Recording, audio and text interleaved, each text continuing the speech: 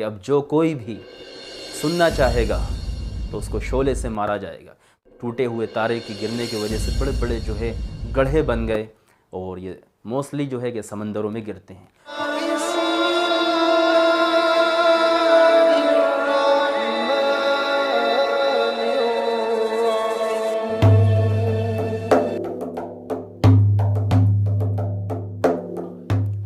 ناظرین کرام، السلام علیکم ورحمۃ اللہ وبرکاتہ۔ رائزنگ کلام چینل میں آپ کا استقبال ہے۔ سائنس اینڈ ٹیکنالوجی کی اس چوتھی ویڈیو میں آج ہم آپ کو بتائیں گے ٹیلیسکوپ اور ایسٹرونومی کیا ہے۔ Telescope is the most important thing. Telescope کے آنے سے پہلے ہم نے کبھی یہ سوچا نہیں تھا کہ ہم اتنی آسانی سے سولر سسٹم کو، پلانٹس کو دیکھ سکیں گے۔ آج کتنی آسانی سے دوربین کے ذریعے اتنی دوریوں پر، ملین بلین جو ہے کہ فاصلوں پر ان سیاروں کو ہم آسانی سے دیکھ سکتے ہیں۔ تو یہ ٹیلیسکوپ کس نے بنایا ہے؟ وہ کون سا ایسا بڑا ویگانک ہے جس نے ٹیلیسکوپ کو انوینٹ کیا ہے؟ آئیے آج ہم آپ کو اس کے بارے میں بتاتے ہیں۔ اس کا نام ہے ابراہیم بن جندب۔ یہ بغداد کے شہر میں 10ویں عیسوی میں پیدا ہوئے۔ ان کا جو سب سے بڑا کارنامہ ہے وہ یہی ہے کہ ابراہیم بن جندب نے ٹیلیسکوپ کو بنایا ہے۔ انہوں نے جو اس وقت دوربین بنائی، اس کی شکل یوں تھی کہ اس کی 2 نالیاں تھیں۔ تو اس میں ایک جو اس کی نالی تھی وہ بالکل فکس تھی، اور دوسری جو نالی تھی وہ موو ہو سکتی تھی، دائیں اور بائیں اس کو ہلایا جا سکتا تھا، اور اس کو ایک اسٹینڈ پہ رکھا گیا، اور اس کے ذریعے آسانی سے پھر سارے سیاروں کو دیکھا جا سکتا تھا۔ تو یہی وہ شخص ہیں جنہوں نے سب سے پہلے ایک یہ سمپل سی دوربین کو بنا دیا۔ اس کے بعد یحییٰ زرقانی نام سے، جن کو زرقالی کے نام سے جانا جاتا ہے، انہوں نے اس کو تھوڑا ترقی دی۔ انہوں نے تھوڑا نیا اس کو کچھ ڈیزائن دیا اور کچھ ترقی دی، اور پھر اس کے بعد اس طرح سے جو ہے کہ دوربین میں کچھ نہ کچھ ترقی ہوتی رہی۔ تو یہی وہ پہلے شخص ہیں جنہوں نے یہ اتنی بڑی چیز بنائی اور دنیا کو اتنا بڑا جو ہے کہ ایک تحفہ دیا کہ جس کے ذریعے آج آسانی سے یونیورس کو دیکھا جا سکتا ہے۔ اس کے علاوہ یہ ایک بہت بڑے ایسٹرولوجر تھے، ایک میکینک بھی تھے۔ ایسٹرونومی ان کا ایک بہت بڑا سبجیکٹ رہا ہے۔ انہوں نے ساری زندگی اس میں ریسرچ کی، اور بڑے زبردست کچھ انہوں نے تجربات اور ایکسپیریمنٹ اپنے پیش کیے ہیں۔ جیسا کہ ایسٹرونومی میں آپ کو معلوم ہے کہ ان گنت پلانٹس ہیں، بے شمار ستارے اور سیارے ہیں۔ انہی میں سے ہم آپ کو 2 ستاروں کے بارے میں بتاتے ہیں۔ ایک وہ تارا جس کو آپ ٹوٹا ہوا تارا کہتے ہیں، اس کو شوٹنگ سٹار بھی بولتے ہیں، اور دوسرا اس کا نام ہے میٹیور۔ یہ وہ ستارہ ہے کہ جس کو بغیر دوربین کے دیکھا جا سکتا ہے۔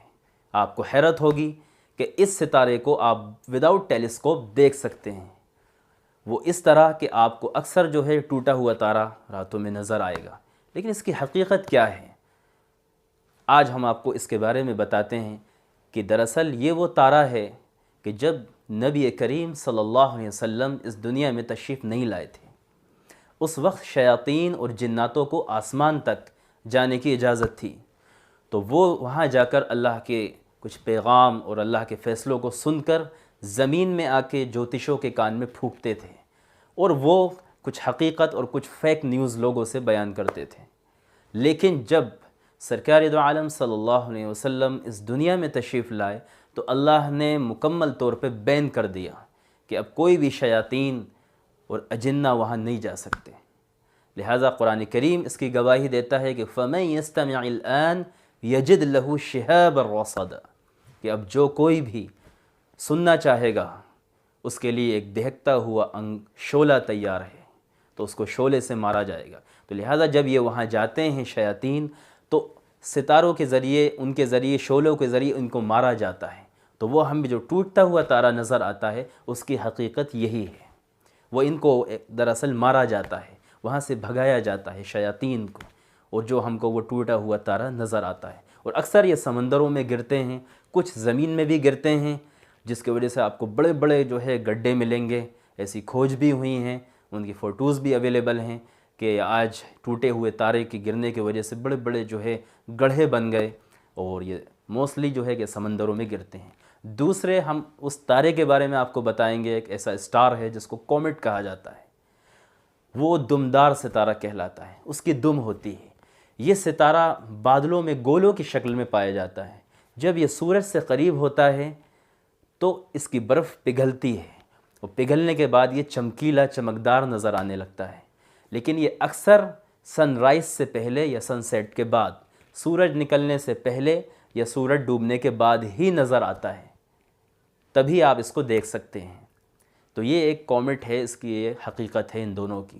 سورج 15ویں صدی تک یہی کانسیپٹ تھا کہ یہ زمین کے ارد گرد گھوم رہا ہے، لیکن بعد میں جب تحقیق ہوئی، ایک صحیح نتیجہ برآمد ہوا، تو یہ فیصلہ ہوا کہ سورج ہی نہیں بلکہ زمین بھی اس کے ارد گرد گھوم رہی ہے۔